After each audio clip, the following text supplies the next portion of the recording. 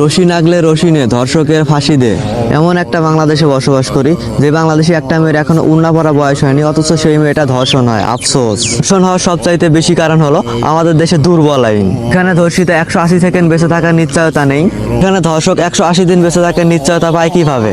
ধিক্কার জানাই এমন আইনকে। সারা বাংলায় খবর দে, ধর্ষকের কবর দে। কণ্ঠে আবার লাগা জোর, ধর্ষকের কবর খোর। দেশে ধর্ষকের পক্ষে উকিল পাওয়া যায়, সে দেশে ধর্ষণ কমবে কিভাবে? ধর্ষকের আইনের আয়তায় নিয়ে যাওয়ার কোনো দরকার নেই, এদের জায়গায় ফেলে কবর দিয়ে দেন। আমার সোনার বাংলায় ধর্ষকের ঠাঁই নেই।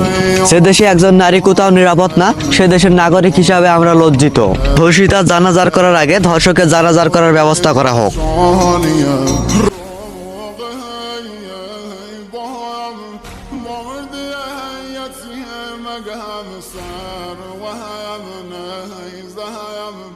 بابا نازه زگم هر وهم